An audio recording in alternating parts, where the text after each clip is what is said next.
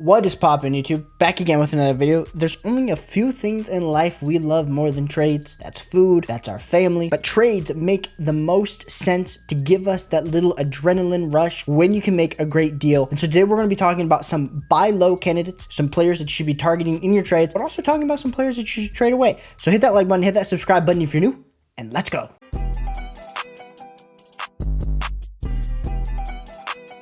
First player we're going to be talking about buying in fantasy football is going to be Jaylen Waddle. Waddle. Shout out to my man. In 2023, he's been averaging 5.3 targets per game, 4 receptions, 70 yards, 8.9 fantasy points. 8.9 fantasy points does not get it done when you drafted Jaylen Waddle in the middle of the second, maybe even got him in the early third, but he is not producing at that wide receiver 1 level that we drafted him for. And so you might be saying to yourself, well, Caleb, I have been trying to sell Jaylen Waddle because he's been absolutely killing my lineup. While I understand that, we also have to understand Jaylen Waddle, he missed a game. Jaylen Waddle's been kind of dealing with those oblique injuries. And this last week, the Buffalo Bills absolutely demolished the Dolphins. But we've seen how explosive this offense has been with the running attack, with Tyreek Hill, with Tua looking back to himself. Tua put up 28 fantasy points in week 1 and week 3. So we know that high-end level of production is there for Tua. So I like Jaylen Waddle as a nice buy low candidate. What are some players that I would be trying to trade for? I mean, if I could flip any guys, like if I could flip a Tank Dell, if I could flip a Michael Pittman Jr., like those are players that I'm willing to take a risk on to try to trade away to get that Jaylen Waddle upside. Even if I have to add maybe a small piece alongside those guys, that is someone that I'm trying to make. My second player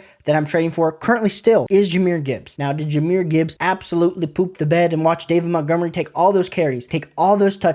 Yes. And I'm not here to say that Jahmyr Gibbs this next week is going to become the savior. He's going to burst out like the rookie running back that we know he is, the first round pick, and just absolutely manhandle this offense. No, because clearly the Lions are in it for the long haul. They're finding ways to get Jahmyr Gibbs involved. But the touches that Jahmyr Gibbs has gotten this season does not predicate the fact that they drafted him in the first round. So there's either a few things that we need to consider. Maybe they're bringing him along slowly. They really like him more in the pass game than they like David Montgomery, who gets the bulk of the touches. But even David Montgomery had some receptions this last week. So I'm all in on going and trying to buy low on Jahmyr Gibbs because right now he is like unstartable in fantasy football leagues. And if you have Jahmyr Gibbs, I would say you're holding him. But if you are looking to go buy low, whoever has Jahmyr Gibbs has probably lost a few games. They're feeling a little insecure about their team. So go see if you can go try to steal Jahmyr Gibbs off of their team. My next guy that I think you should go buy low on is Michael Pittman. I know we just talked about trading Michael Pittman for Jaylen Waddle if you could do that in a league. But if you can go buy low on Michael Pittman as well, I think Michael Pittman this last week with Anthony Richardson coming back from that concussion, it just wasn't a great game for him this last week, but he's been averaging 9.8 targets, 6.5 receptions, 61 yards, 0.3 touchdowns a game, 11.4 fantasy points. So Michael Pittman,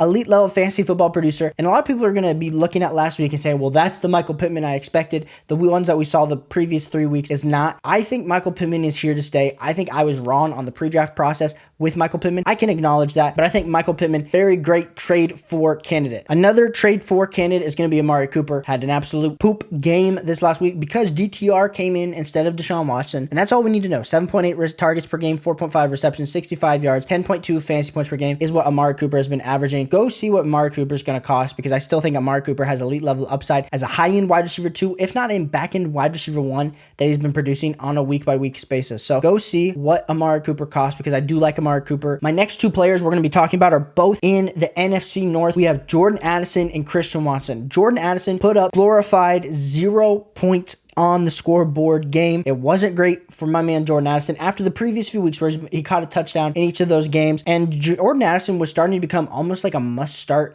type of wide receiver. I made the dumb mistake of starting Jordan Addison over Garrett Wilson in one league. I didn't know that MILF Hunter, Zach Wilson was going to absolutely emerge as a legit level starting quarterback and that Garrett Wilson was going to have an okay day while Jordan Addison was going to poop the bed. I didn't know that, but Jordan Addison, I do think he does still have that high-end potential. I think the Vikings team is not doing well, but they're going to have to continue to throw the ball if this defense can't get them in the leads. So I like Jordan Addison going on throughout the season. Go see what it might take to get Jordan Addison because he's cheaper this week than he was last week. And then talking about Christian Watson coming off of that injury, catching a touchdown. I know Jordan Love, the passing attempts, the passing volume hasn't been there, but the efficiencies definitely has been there. So I think Christian Watson definitely has a solid case to be made that he could be a great target for you. So Christian Watson's another wide receiver I'd be looking to go trade for, and a deep target if you really are like this. If this guy's not already on waivers, but I think Elijah Moore with this last week, how bad this Browns offense was, I think there's a case to be made that Elijah Moore also with the DTR, you should go target. You should go target Elijah Moore. Now, we like to keep these things moving. So talking about some sell high players. Now, selling high, if you do it right, it could work out for you. It really could. But if you do it wrong, it's a little bit risky. My first sell high that we might need to potentially discuss is Derrick Henry. Now, I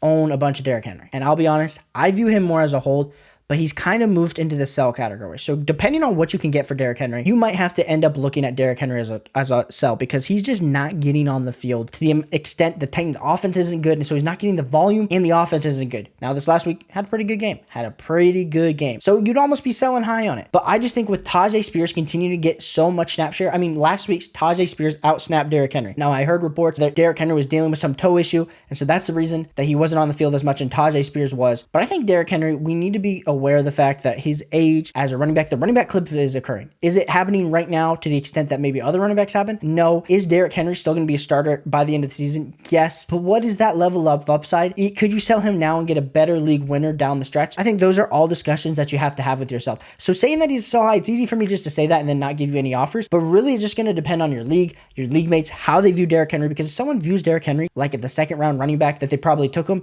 and I could flip Derrick Henry for like Josh Jacobs, that would be something that I'd be willing to do, even with Josh Jacobs playing like absolutely booty through the first 3 weeks and having an okay day this last week. So those are some types of moves that I would be thinking about with Derrick Henry. You might think I'm an idiot for saying it, but we got to be realistic. And if we want to win championships, we have to be able to adjust and move on the fly. My next player that you should be selling high is Terry McLaurin. We've been saying it all offseason that Terry McLaurin, we didn't like where he was going in drafts. We didn't like the value. We didn't like this offense. We didn't like Sam Howell. We didn't like the fact that he was competing with targets with Jahan Dotson and Curtis Samuel. And now coming off of a very good game, Terry McLaurin, this would be the time to sell high for some other wide receivers, where Terry McLaurin put up 16 fantasy points. While that wasn't great, he still caught eight catches for 86 yards. And I really just think the touchdown upside has never been there for Terry McLaurin throughout his career. This offense just isn't good enough to support an actual wide receiver 1, even a high-end wide receiver 2. So I would be looking to sell Terry McLaurin this week. If I could sell him for guys even in the same range, we're talking like if I could sell Terry McLaurin for Christian Kirk, for DeAndre Swift, for someone even like a Chris Godwin, those are moves that I'm looking to do this week with Terry McLaurin, if I have him, to get just a better wide receiver play. Now, my next player that I think you should be selling high on is Khalil Herbert. Had himself a nice day with the Bears, but Roschon Johnson is absolutely coming for Khalil Herbert's lunch. And so I'm willing to get out now. I am willing to officially get out on Khalil Herbert, where Khalil Herbert had 21 fantasy points, 18 rushing attempts for 103 yards, 4 receptions, 19 yards, and 1 total touchdown. I'm just ready to get out. Maybe Khalil Herbert turns into an absolute workhorse as Bears offense turns itself around. Maybe Roschon Johnson's just negated to blocking on third downs and maybe getting some goal line work. I just cannot see that being the case. They drafted him. This team, I think, is going to be on a huge roller coaster. They haven't won a game yet. At what point do they just say, screw it, Roschon Johnson's our future. We need to see what this guy has, giving him majority of the work. Khalil Herbert, as much as I hate to say it, let's try to sell high on Khalil Herbert this week. Now, again, you might be saying, Caleb, what even is selling high on Khalil Herbert looking like? If I can trade Khalil Herbert and get Alvin Kamara, if I can get Brian Robinson Jr., if I can even go out and sell Khalil Herbert and get Najee Harris, I don't think you could do that. The Najee Harris owner is probably smart enough not to do that. I even hate Najee Harris, and I would take Najee Harris over Khalil Herbert. Those are just some moves off the top of my head that I would be looking to do with Khalil Herbert. Maybe even Rachaad White, just because we know he's going to be getting the volume. But those are all trades for Khalil Herbert that I would be looking to do here before week 5 games start. So I appreciate you guys tuning in so much to the channel. Hit that like button, hit that subscribe button if you haven't already. We're putting out my must-start running backs tomorrow. We're going to be putting out a ton more content this week, each and every day. So watch out on the channel as we build it from the ground up, and I'll catch you on the next one. Peace.